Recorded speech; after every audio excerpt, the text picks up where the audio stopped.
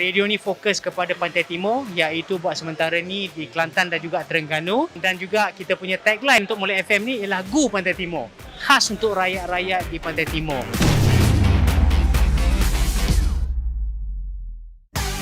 Okey, hari ni boom pada majlis pelancaran stesen baru radio Molek FM. Jom kita bersama Big Boss Molek FM, Encik Nazri Noran. Apa Khabar? Baik, alhamdulillah, lama tak jumpa kita Itulah bagaimana wujudnya Molek FM selepas berpindah ke bawah naungan Media Prima ni. Radio Molek FM ni ialah radio yang kelima di bawah Media Prima Audio. Radio ni fokus kepada Pantai Timur, iaitu buat sementara ni di Kelantan dan juga Terengganu. Dan juga kita punya tagline untuk Molek FM ni ialah Gu Pantai Timur, khas untuk rakyat-rakyat di Pantai Timur.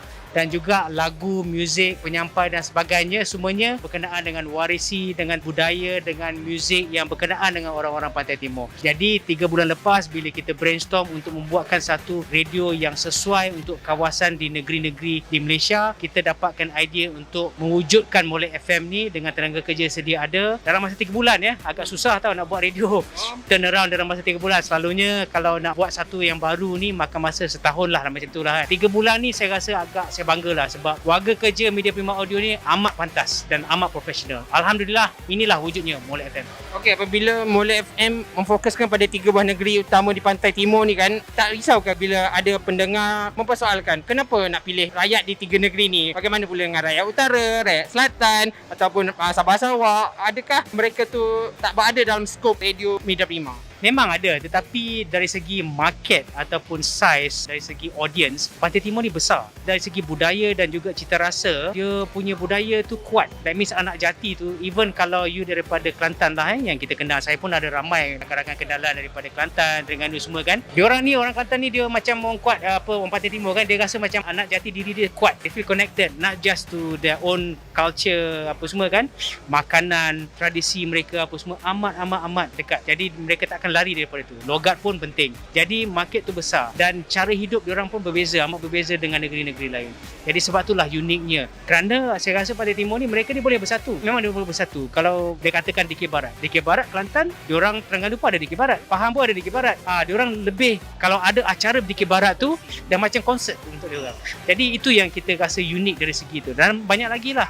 Sebab tu memang diperlukan satu produk ataupun jenama untuk rakyat-rakyat di Pantai Timur. Inilah wujud Molek FM. Yang mengkhusus pada Pantai Timur, terdapat beberapa stesen lain yang pun fokus di negeri pesisir pantai tu. Ya. So, apakah perbezaan Molek FM untuk lebih ke hadapan berbanding stesen lain? Okey, memang nak katakan kita ni memang nak compete ataupun meriahkan dunia broadcasting di sana.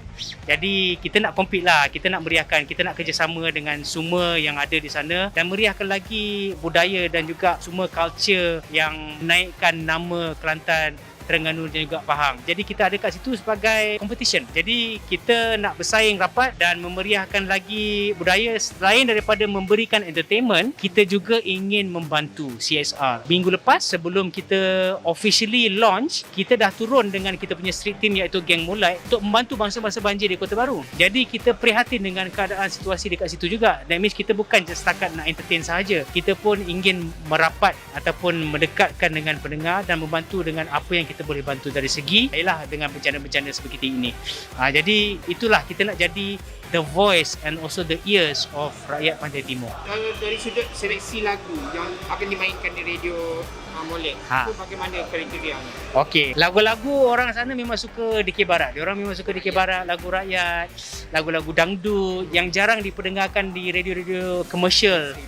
Mainstream di Malaysia. Even macam Hot pun lagu-lagu semua banyak lagu pop, ballad apa semua. Itu memang akan jauh ke depan kan. Sebab itu cita rasa secara mainstream kan, seluruh rakyat Malaysia suka lagu tu, majoriti. Tapi Pantai Timur dia masih lagi layan Dikir Barat. Dia masih lagi ada event Dikir Barat. Dia masih lagi ada event-event seperti ini untuk kerakyatan, majlis-majlis kenduri dan sebagainya untuk mempertengahkan budaya-budaya mereka.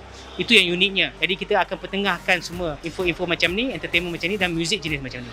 Okey, itu dia sedikit sebanyak mengenai stesen radio terbaru Molek FM dengan tagline-nya Gu Pantai Timur. Gu Pantai Timur. Jom kita sama-sama dengar di platform frekuensi 105.1 di Kota Baru dan 93.6 di Kuala Terengganu.